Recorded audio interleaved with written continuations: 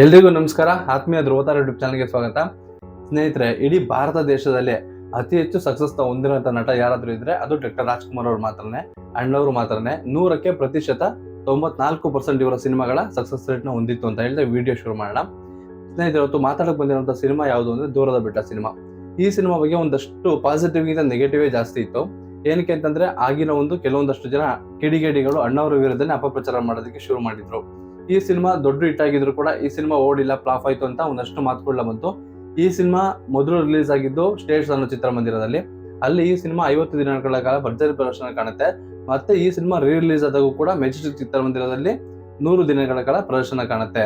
ಆದ್ರೆ ಈ ಸಿನಿಮಾದ ಕೆಲವೊಂದಷ್ಟು ಮಂದಿ ಏನ್ ಹೇಳ್ತಾರೆ ಅಂತಂದ್ರೆ, ಈ ಸಿನಿಮಾ ತುಂಬಾ ದಿನ ಓಡಿಲ್ಲ, ತುಂಬಾ ಹಣ ಮಾಡ್ಕೊಟ್ಟಿಲ್ಲ, ಈ ಸಿನಿಮಾ ಅಟ್ರು ಫ್ಲಾಪ್ ಆಯ್ತು, ಈ ಸಿನಿಮಾದಿಂದ ಭಾರತಿ ಮೇಡಮ್ ದೂರ ಆದ್ರು, ವರದಪ್ಪ ಅವ್ರು ದೂರ ಆದ್ರು, ಅಣ್ಣ ತಮ್ಮದಿರ ಮಧ್ಯೆ ತಂದಿಟ್ಟಂತ ಸಿನಿಮಾ ದೂರದ ಬಿಟ್ಟ ಹಲವರಿಗೆ ದೂರವಾಯಿತು ಅಂತ ಅಂದ್ಬಿಟ್ಟು ಒಂದಷ್ಟು ನೆಗೆಟಿವ್ ಟಾಕ್ ಫುಲ್ ಎಲ್ಲಾ ಕಡೆ ಹಬ್ಸಿರ್ತಾರೆ. ಆದ್ರೆ ಈ ಸಿನಿಮಾ ಮೂಲ ಏನು ಅಂತಂದ್ರೆ, ಭಾರತಿ ಮೇಡಮ್ ಅವರು ಈ ಸಿನಿಮಾ ಅಣ್ಣವ್ರ ಜೊತೆ ಮಾಡಿದಂತ ಕೊನೆ ಸಿನಿಮಾ. ಈ ಸಿನಿಮಾ ಹುಟ್ಟಾಕಿದ ಕ್ರೇಜ್ ಯಾವ ತರ ಇತ್ತು ಅಂತಂದ್ರೆ, ಈ ಹಿಂದೆ ಬಂದಂತ ಬಂಗಾರದ ಮನುಷ್ಯದ ಜೋಡಿನೇ ಇಲ್ಲಿ ಕೆಲಸ ಮಾಡಿರುತ್ತೆ. ಅಣ್ಣವರು, ಭಾರತಿ ಮೇಡಮ್ ಅವರು ಮತ್ತು ಈ ಸಿನಿಮಾದ ನಿರ್ದೇಶಕರು ಸಿದ್ಲಿಂಗಯ್ಯ ಅವರು, ಬಂಗಾರದ ಮನುಷ್ಯ ಕೂಡ ಇವರು ಡೈರೆಕ್ಟ್ ಮಾಡಿರ್ತಾರೆ. ಇದನ್ನ ಮೊದಲು ಬಂದು ಮಹಾರಾಷ್ಟ್ರ ಅಂದ್ರೆ ಮರಾಠಿ ಒಂದು ಮೂಲ ಕಥೆ ಇರುತ್ತೆ. ಇದು ತ್ರಿವೇಣಿ ಅಂತ ಒಂದು ಕಾದಂಬರಿ ಇರುತ್ತೆ. ಇದನ್ನ ಮಹಾರಾಷ್ಟ್ರದಿಂದ ತಗೊಂಡ್ಬಂದು ಕನ್ನಡಕ್ಕೆ ಅನುವಾದನೆ ಮಾಡಿ ಕನ್ನಡದಲ್ಲಿ ಈ ಸಿನಿಮಾ ಮಾಡ್ತಾರೆ, ದೂರದ ಬೆಟ್ಟ ಅಂತ ಅಂದ್ಬಿಟ್ಟು. ಈ ಸಿನಿಮಾ ಎಷ್ಟು ಅದ್ಭುತವಾಗಿರೋ ಕಥೆ ಹೊಂದಿತ್ತು ಅಂತಂದ್ರೆ, ಶಿವು ಮತ್ತು ಗೌರಿ ಈ ಇಬ್ಬರ ಪ್ರೇಮ ಕಥೆ. ಮನೆಯ ವಿರೋಧದ ನಡುವೆ ಇಬ್ಬರು ಸಹ ಮದುವೆ ಆಗ್ತಾರೆ. ತಂದೆ ಮಾಡಿದಂತ ಸಾಲ ತೀರ್ಸೋದಕ್ಕೋಸ್ಕರ ಶಿವು ತನ್ನ ಹೆಂಡತಿ ಜೊತೆ ಬೆಂಗಳೂರಿಗೆ ಬರ್ತಾರೆ. ಆಗ MP ಶಂಕರ್ ಅವರು ಇರ್ತಾರೆ. MP ಶಂಕರ್ ಅವರು ಒಂದು ವಿಲನ್ ಕ್ಯಾರೆಕ್ಟರ್ ಮಾಡಿದ್ದಾರೆ. ತುಂಬಾ ಅದ್ಭುತವಾದ ಅಭಿನಯ ಅವ್ರದ್ದು. ಯಾಕೆಂದ್ರೆ ಆ ಸಿನಿಮಾದಲ್ಲಿ ಮೈನ್ ರೋಲ್, ಮುಖ್ಯ ಪ್ರಧಾನ ಪಾತ್ರನೇ MP ಶಂಕರ್ ಅವ್ರದ್ದು. ಅವ್ರಿಗೆ ಭಾರತಿ ಮೇಲೆ ಮನ್ಸಿರುತ್ತೆ, ಹೇಗಾದ್ರೂ ಮಾಡಿ ಭಾರತಿನ ತನ್ನೋಡ್ ಮಾಡ್ಕೋಬೇಕು ಅಂತ ಅನ್ಬಿಟ್ಟು. ಸೊ ಅಣ್ಣವ್ರು ಇಲ್ದೇ ಇರೋ ಟೈಮಲ್ಲಿ ಭಾರತಿ ಮೇಡಮ್ ಮನೆಗೆ ಬರೋದು, ಅವ್ರನ್ನ ಕಿರುಕುಳ ಕೊಡೋದು, ಈ ತರದೆಲ್ಲ ಮಾಡ್ತಿರ್ತಾರೆ. ಒಂದ್ಸರಿ ಏನಾಗುತ್ತೆ ಅಂತಂದ್ರೆ, ಅಣ್ಣವ್ರು ಯಾವ್ದೊಂದು ಚಿನ್ನದ ಸರದ್ದು ಒಂದು ಇಶ್ಯೂ ಆಗುತ್ತೆ ಆ ವಠಾರದಲ್ಲಿ. ಆ ಇಶ್ಯೂ ಇಂದ ಅಣ್ಣವ್ರು ಜೈಲ್ ಪಾಲಾಗ್ತಾರೆ. ಅದಾದ್ಮೇಲೆ MP ಶಂಕರ್ ಅವರು ಭಾರತಿ ಮೇಡಮ್ ಮೇಲೆ ಅತ್ಯಾಚಾರ ಮಾಡೋದಕ್ಕೆ ಬರ್ತಾರೆ. ಆಗ ಭಾರತಿ ಮೇಡಮ್ ಅವರು MP ಶಂಕರ್ ಅವ್ರನ್ನ ಸಾಯಿಸಿ ಅವರು ಕೂಡ ಜೈಲು ಪಾಲಾಗ್ತಾರೆ. ಇಬ್ಬರು ಜೈಲಿನಲ್ಲಿ ಶಿಕ್ಷೆ ಎಲ್ಲ ಅನುಭವಿಸಿ ಮತ್ತೆ ವಾಪಸ್ ಬಂದಾಗ, ಬೆಂಗಳೂರಿನ ಸವಾಸ ಬೇಡ, ವಾಪಸ್ ನಾವು ಹಳ್ಳಿಗೆ ಹೋಗ್ಬಿಡೋಣ, ದೂರದ ಬಿಟ್ಟ ನುಣ್ಣಗೆ ಅಂತ ಒಂದು ಈ ಸಿನಿಮಾದ ಕಾನ್ಸೆಪ್ಟ್ ಇರೋದು.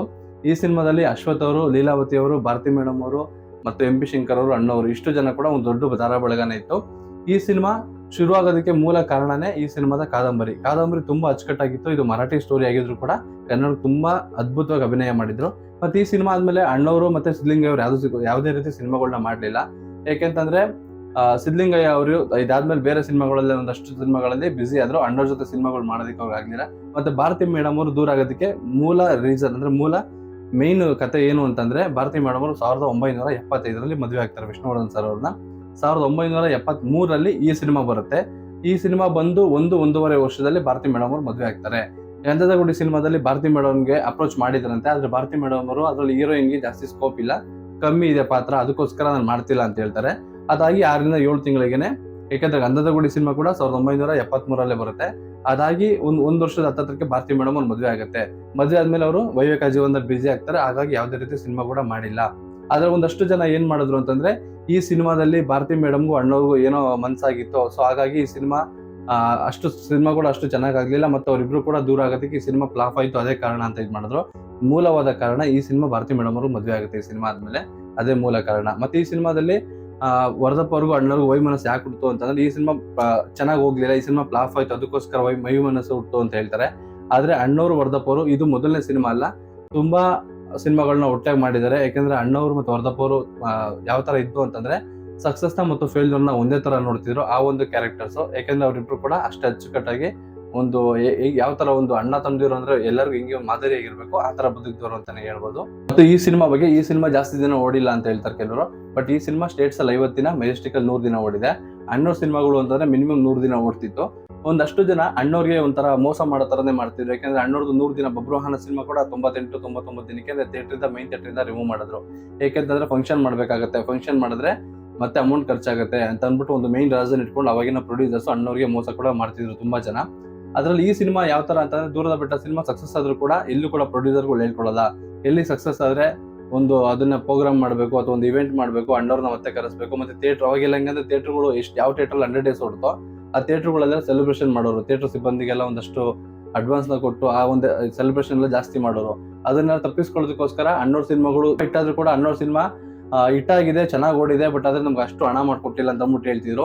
ಈ ಒಂದು ವಿಷಯನ ಕುರಿತು ಅಥವಾ ಪಾರ್ವತಮ್ಮ ಅವರು ಇದ್ರ ಬಗ್ಗೆ ಎಲ್ಲ ಒಂದು ಸ್ಟಡಿ ಮಾಡಿದಾಗ ಪಾರ್ವತಮ್ಮನವರೇ ಒಂದು ತ್ರಿಮೂರ್ತಿ ಅನ್ನೋ ಒಂದು ಸಿನಿಮಾನ ಅವರೇ ಪ್ರೊಡ್ಯೂಸ್ ಮಾಡ್ತಾರೆ. ಅಲ್ಲಿಂದ ಅಣ್ಣವ್ರು ಮಾಡಿದಂಥ ಸಿನಿಮಾಗಳು ಎಲ್ಲಾ ಸಿನಿಮಾಗಳು ಕೂಡ 100 ಡೇಸ್ ಹೋಗುತ್ತೆ. ಎಲ್ಲಾ ಸಿನಿಮಾಗಳು 100 ಡೇಸ್ ಪ್ರೋಗ್ರಾಮ್ ನ ಮಾಡ್ತಾರೆ. ಅಣ್ಣವ್ರ ಮೇಲೆ ಒಂದು ಸಂಪ್ರದಾಯ ಇತ್ತಂತೆ, ಯಾವ್ದೇ ಸಿನಿಮಾ 100 ಡೇಸ್ ಹೋದಾಗ ಅದೊಂದು ಫಂಕ್ಷನ್ ಮಾಡ್ಬೇಕಾದ್ರೆ ಪ್ರತಿಯೊಬ್ಬರಿಗೂ ಒಂದೊಂದು ಬೆಳ್ಳಿ ಲೋಟ ಕೊಡ್ತಿದ್ರಂತೆ.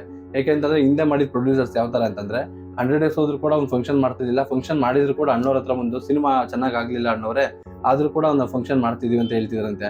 ಆ ತರ ಒಂದು ಕೆಟ್ಟ ನಿರ್ಮಾಪಕರು ತುಂಬಾ ಜನ ಇದ್ರು ಆಗ. ಅದಕ್ಕೋಸ್ಕರ ಅಣ್ಣವರು ತ್ರಿಮೂರ್ತಿ ಆದ್ಮೇಲೆ ಯಾವ್ದೇ ಪ್ರೊಡ್ಯೂಸರ್ಸ್ ಕೂಡ ಕಾಲ್ ಶೀಟ್ ಕೊಡದೆ ಅವರೇ ಪ್ರೊಡ್ಯೂಸ್ ಮಾಡ್ತಿದ್ರು. ಯಾಕಂದ್ರೆ ಅಣ್ಣವರು ಸಿನಿಮಾಗಳು ಎಲ್ಲ ಕೂಡ ಅಷ್ಟು ದೊಡ್ಡ ಮಟ್ಟದಲ್ಲಿ ಓಡೋದಕ್ಕೆ ಅವರ ಅಭಿಮಾನಿಗಳ ಸಾಗರ ಯಾವಾಗಲೂ ಅವ್ರ ಜೊತೆನೆ ಇರ್ತಿತ್ತು. ಮತ್ತೆ ಒಂದಷ್ಟು ಜನ ಭಾರತೀಯವ್ರ ಮೇಲೆ ಅಣ್ಣವರಿಗೆ ಮನ್ಸಿತ್ತು, ಅದು ಇದು ಅಂತ ಏನೋ ಕಟ್ಟು ಕಥೆಗಳನ್ನ ಕಟ್ತಾರೆ. ಬಟ್ ಅದೆಲ್ಲ ಸುಳ್ಳು. ಯಾಕಂದ್ರೆ ಭಾರತೀಯರು ಅಣ್ಣವರಿಗಿಂತ 21 ವರ್ಷ ಚಿಕ್ಕವರಾಗಿರ್ತಾರೆ. ಅವರಿಗೆ ಹತ್ತತ್ರ ಒಂದು ಮಗಳ ಏಜ್ ಹತ್ರ ಇರುತ್ತೆ. ಆದ್ರೆ ಅಣ್ಣವ್ರ ಬಾಡಿ ಫಿಟ್ನೆಸ್ ಎಲ್ಲ ತುಂಬಾ ಚೆನ್ನಾಗಿರೋದ್ರಿಂದ ಈ ಸಿನಿಮಾದಲ್ಲಿ ಭಾರತಿ ಮೇಡಮ್ ಅವ್ರಿಗಿಂತ ಅಣ್ಣವರು ಅಂದ್ರೆ ಇಬ್ರು ಒಂದೇ ಏಜ್ ತರ ಕಾಣಿಸ್ತಾರೆ. ಮತ್ತೆ ಭಾರತಿ ಮೇಡಮ್ ಅವರು ಕೂಡ ಈ ಸಿನಿಮಾದಲ್ಲಿ ತುಂಬಾ ಮುದ್ದಾಗಿ ಅಭಿನಯ ಮಾಡಿದ್ದಾರೆ.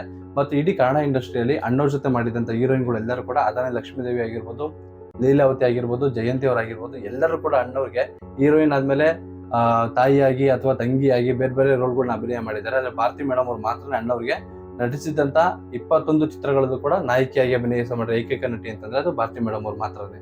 ನಿಮ್ಗೆ ಈ ವಿಡಿಯೋ ಬಗ್ಗೆ ಏನ್ ಅನಿಸ್ತು ಅಂತ ಅಂದ್ಬಿಟ್ಟು ಕೆಳಗಡೆ ಕಮೆಂಟ್ ಅಲ್ಲಿ ತಿಳಿಸಿ ಅಂತ ಹೇಳ್ತಾ ಈ ವಿಡಿಯೋನ ಇಲ್ಲಿಗೆ ಮುಗಿಸ್ತಿದ್ದೀನಿ. ಎಲ್ರಿಗೂ ಧನ್ಯವಾದಗಳು.